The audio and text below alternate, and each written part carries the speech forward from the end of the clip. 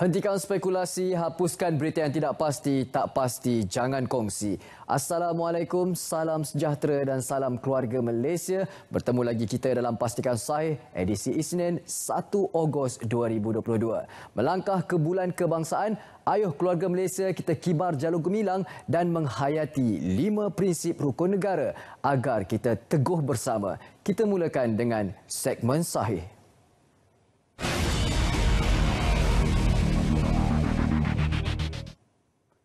Sama-sama ikuti kenyataan media Kementerian Kesihatan Malaysia mengenai pemansuhan keperluan mengisi kad pengembara untuk semua pengembara memasuki negara. Pihak KKM memaklumkan berkuat kuasa 1 Ogos iaitu hari ini 2022, semua pengembara yang memasuki Malaysia tidak perlu lagi mengisi kad pengembara dalam aplikasi MySejahtera. Keadaan berikutan, keadaan sistem kesihatan kini berada pada tahap yang baik dan terkawal. Pihak KKM memantau keadaan semasa sekiranya pengembara dikesan demam melalui pengimbas suhu ataupun tidak sihat melalui rujukan kendiri mereka akan dirujuk untuk pemeriksaan semula oleh pihak kesihatan. Jika disyaki mengidap penyakit Assalamualaikum, hai apa khabar? Beri saya seminit boleh? Kita kenali Perjanjian Malaysia 1963. Tahukah anda, Malaysia adalah sebuah negara persekutuan yang dibentuk daripada beberapa wilayah yang berasingan sebelum terwujudnya negara ini. Menurut sejarah yang telakar, Persekutuan Malaysia terbentuk apabila Persekutuan Tanah Melayu bergabung bersama wilayah-wilayah Borneo Utara, Sabah, Sarawak dan Singapura. Perjanjian Malaysia atau Malaysia Agreement ditandatangani pada 9 Julai 1963 di London oleh pihak-pihak United Kingdom of Great Britain dan Northern Ireland, Persekutuan Tanah Melayu, Borneo Utara, Sarawak dan Singapura. Memorandum 20 perkara yang terkandung di dalam Perjanjian Malaysia 1963 berfungsi untuk menjamin hak dan kepentingan rakyat Sabah dan Sarawak setelah menyertai Malaysia. Perjanjian ini juga telah didaftarkan oleh Kerajaan United Kingdom di Pertubuhan Bangsa-Bangsa Bersatu PBB pada 21 September 1970. Dah dapat kan semua? #Demi Negara. Jumpa lagi. Kehidupan seperti biasa, tiada perancangan kerajaan untuk menutup sektor ekonomi. Jadi kehidupan kita akan lalui seperti biasa, seperti yang ada pada hari ini. Cuma kitalah yang perlu mengambil tindakan untuk melindungi diri sendiri. Jadi sekali lagi lah saya nasihatkan siapa yang belum mengambil booster iaitu 7 juta tadi, silalah mengambil booster. Dan jika ada macam ada simptom pada diri sendiri, cepat-cepatlah jumpa dengan doktor untuk dapat pastian sama ada digangguan sistem.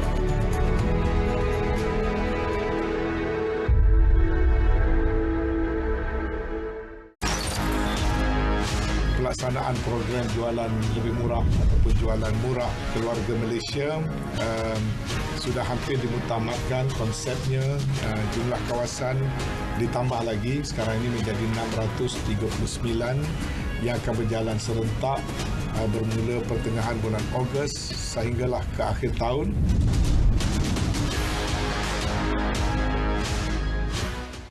Terima kasih kerana masih lagi setia bersama kami dalam Pastikan Sahih. Ayuh kita aktifkan segmen semasa.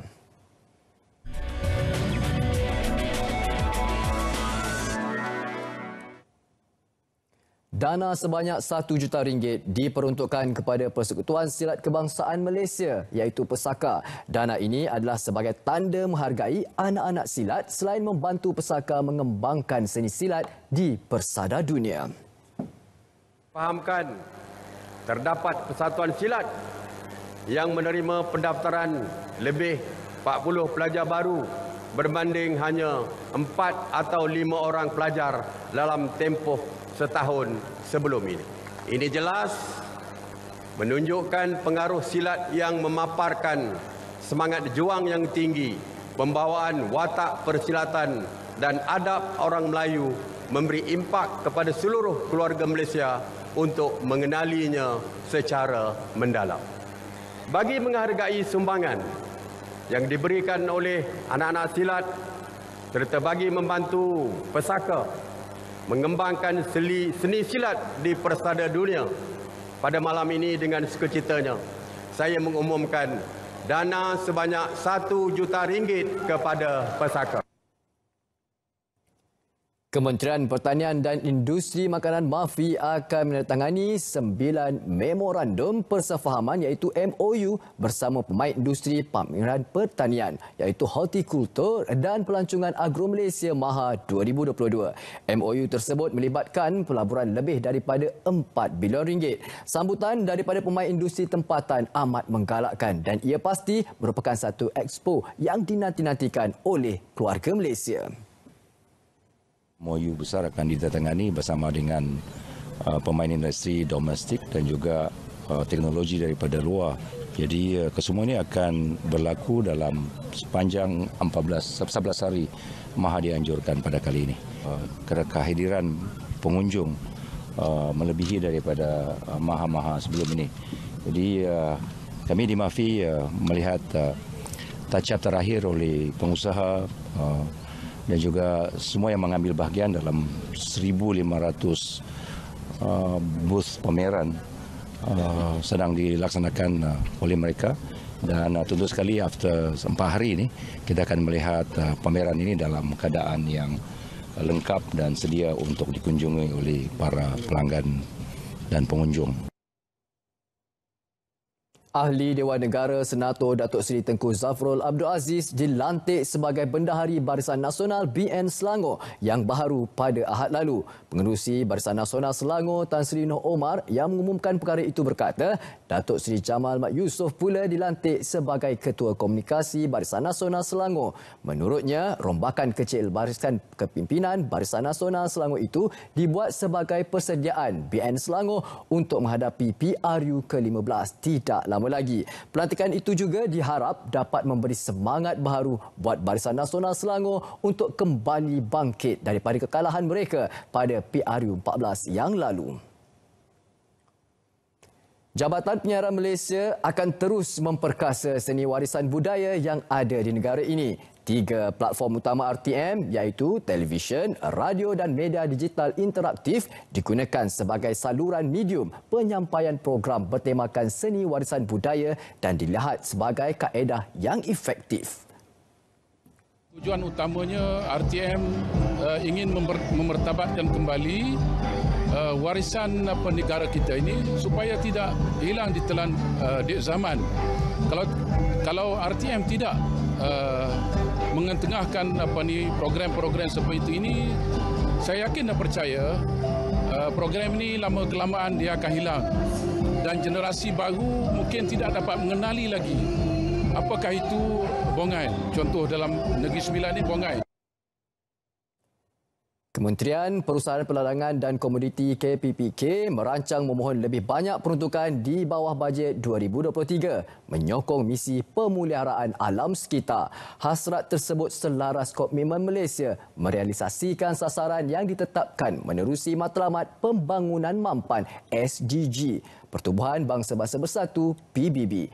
Jelas Menterinya Datuk Zuraida Kamarudin, kementeriannya telah melaksanakan pelbagai inisiatif untuk memastikan pertumbuhan sektor peladangan yang mampan. KPPK juga komited menyangkal kritikan dari Barat bahawa Malaysia tidak mematuhi piawaian alam sekitar global demi tujuan komersil menerusi kempen gerakan global untuk memperjuangkan kebaikan minyak sawit.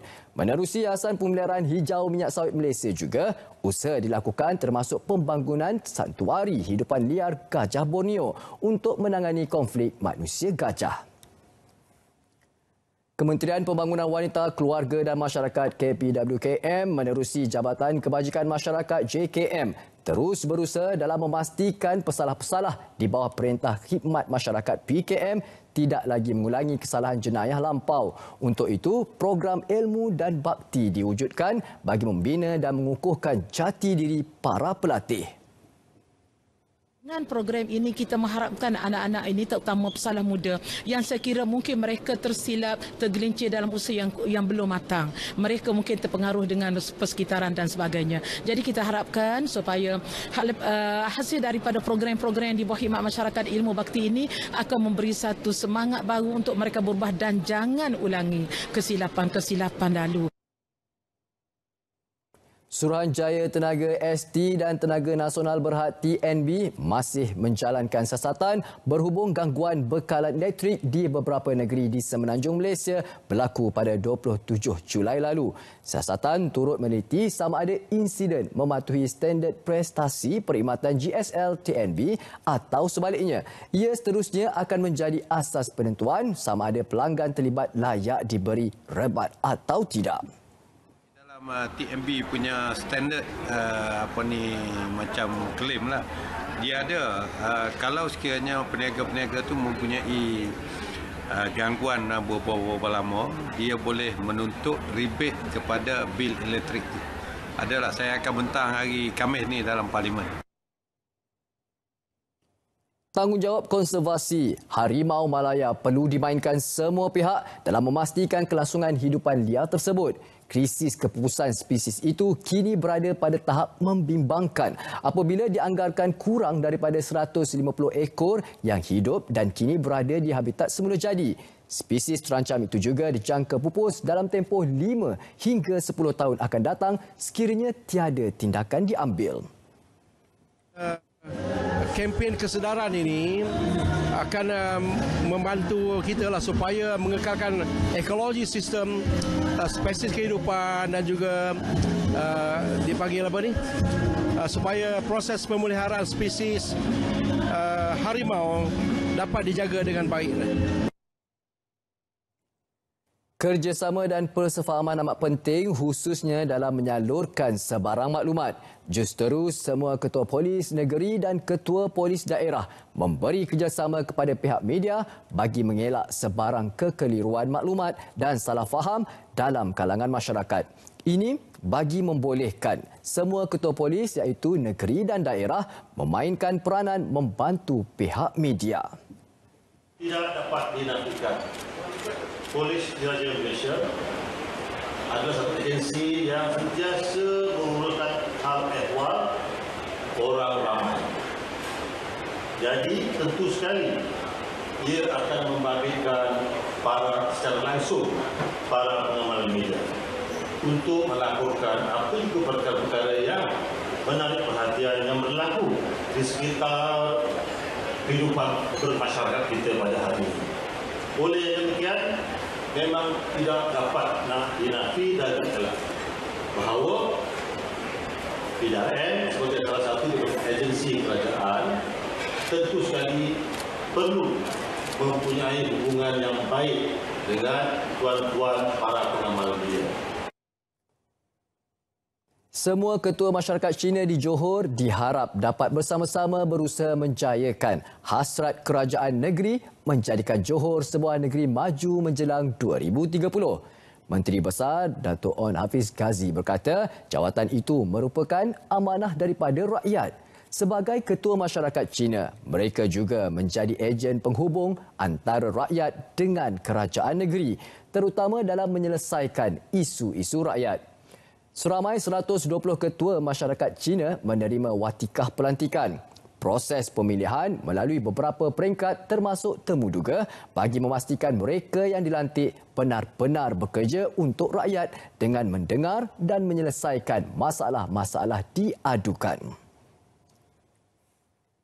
Baik, seterusnya kami bawakan Kompleks Sukan Bukit Merbau yang bernilai RM270 juta di Pasir Putih, Kelantan akan mula dibina selewat-lewatnya Januari tahun depan.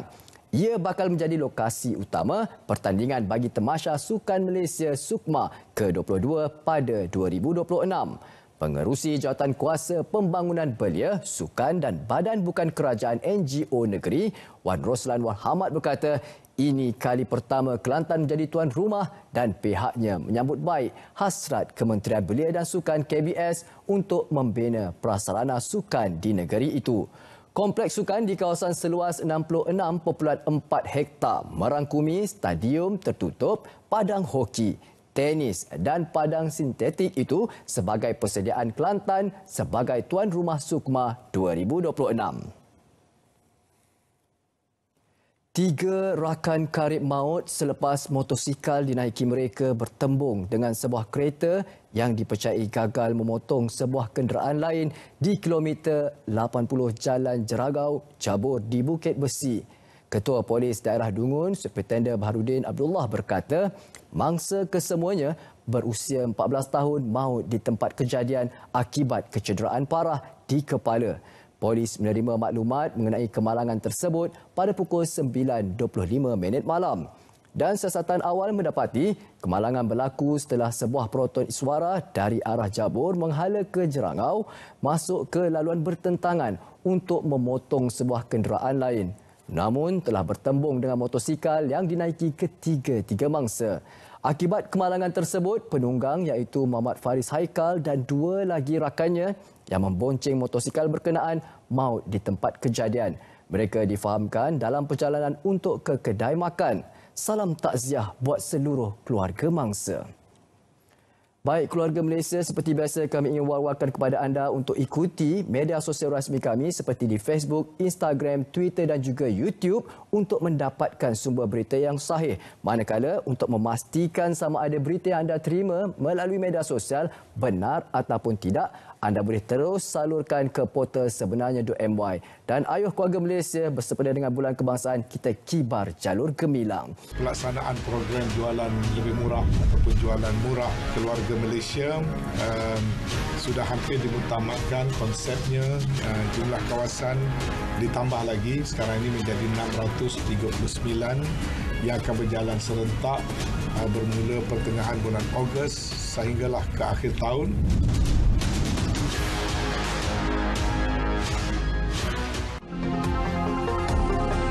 Tidak akan dibenarkan lagi sebarang ekspor minyak masak dalam bentuk polybag. Mesti diekspor dalam bentuk yang lain, dan untuk memurnikan perkara ini, pihak KP dan HEP akan berunding dengan pihak-pihak yang terbabit, terutama sekali yang mengeluarkan lesen-lesen ekspor minyak masak dalam bentuk polybag.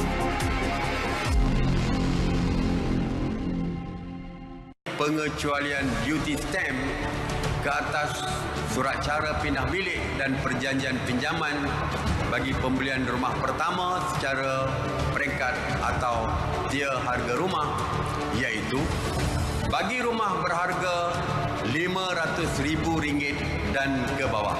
Insentif pengecualian duty stamp adalah sebanyak 100%. Yang kedua, bagi rumah berharga melebihi RM500,000 sehingga RM1 juta, insentif pengecualian sebanyak 50%. Pengecualian ini adalah bagi perjanjian jual beli yang disempurnakan dalam tempoh mulai 1 Jun 2022 sehingga Disember 2023. Kembali lagi bersama kami dalam Pastikan Sahih, dan ayuh kita aktifkan segmen yang terakhir, segmen notifikasi.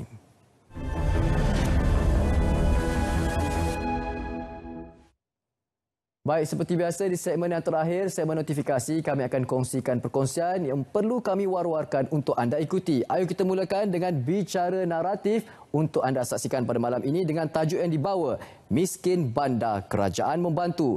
Bersama tetamu yang diraih yang berhormat, Datuk Seri Dr. Syahidan Kasim, Menteri Wilayah Persekutuan. Pada pukul 9 malam, sudah semestinya di saluran berita RTM My Freeview 123, juga siaran serentak di TV1. Untuk mudah, muat turun saja aplikasi RTM Klik ke telefon pintar anda melalui Google Play atau App Store. Dan seterusnya, selepas selesai bicara naratif, ayuh sama-sama kita saksikan program Panorama yang kita bawakan Ipman Melayu, iaitu yang akan ditayangkan pada malam ini, Isnin 1 Ogos 2022, 10 malam di saluran TV1. Untuk mudah, muat turun saja RTM Klik ke telefon pintar anda. Dan seterusnya kita bawakan pula adalah ayuh sama-sama kita sertai Maha 2022, 3 hari lagi bermula pada 4 Ogos sehingga 14 Ogos 2022 di Maib Serdang, bermula seawal 10 pagi hingga 10 malam. Dan ini pula kami bawakan jelajah aspirasi keluarga Malaysia seterusnya. Ia berada di dataran perayaan Petrajaya, Kuching, Sarawak pada 5 hingga 7 Ogos 2022. Bermula seawal 9 pagi hingga 9 malam. Anda boleh dapatkan pelbagai maklumat melalui laman sawang ini www.keluargamalaysia.gov.my. Pentingnya risit pembelian. Bagi pengguna, ini maklumat penting. Pengguna berhak mendapatkan risit bagi apa-apa pembelian barang atau perkhidmatan daripada peniaga. Kegagalan peniaga mengeluarkan risit jualan boleh dikenakan tindakan di bawah Akta Perlindungan Pengguna 1999. Risit belian adalah penting bagi mengesan sebarang kesilapan harga dan bukti pembayaran bagi tujuan tuntutan tebus rugi sama ada dari penjual maupun melalui Tribunal Tuntutan Pengguna Malaysia. Dan ini pula adalah jom lapor kepada pihak penguatkuasa KPDN HEP jika ada salah laku peniaga berkaitan ini. Mencatut iaitu harga tidak munasabah, tidak pamer harga jualan, tidak mengeluarkan risit jualan, jual barang kawalan melebihi harga siling, sorok atau jual barang kawalan secara bersyarat, penipuan sukat dan timbangan, pamer iklan palsu dan mengelirukan. Anda boleh hubungi di talian ini 019-848-8000 atau 019-279-4317. Aduan jelas dan lengkap mempercepatkan tindakan pihak KPDN HEP. Semak jualan murah melalui MySale Tracker. Ya, anda perlu tahu apakah ia. MySale Tracker memaparkan premis di sekitar radius 20 km yang sedang mengadakan jualan murah. Memaparkan risalah jualan murah mengandungi maklumat jualan seperti nama syarikat, nombor pendaftaran syarikat, nombor permohonan jualan dan tempoh jualan. Menunjukkan perbezaan harga sebelum dan selepas diskaun bagi barangan on sale. Dan juga kita boleh bawakan lagi kenapa Malaysia melaksanakan peruntukan GEG dalam RUU Kawalan Produk Tembakau dan Merokok 2022 bagi melindungi generasi muda di Malaysia daripada menjadi bangsa ketagihan produk merokok termasuk rokok elektronik atau vape. Hentikan spekulasi, hapuskan berita yang tidak pasti. Tak pasti, jangan kongsi. Ingat keluarga Malaysia, kita masih lagi berperang menentang COVID-19. Jadi ayuh, patuhi SOP, pakai pelitup separuh muka apabila berada di kawasan yang sesak dan ketika masuki sesuatu premis. Ya, demi kemenangan kita bersama. Sampai di saja pasukan saya. InsyaAllah kita akan berjumpa pada hari esok 3.30 petang. Assalamualaikum, salam sejahtera dan salam keluarga Malaysia.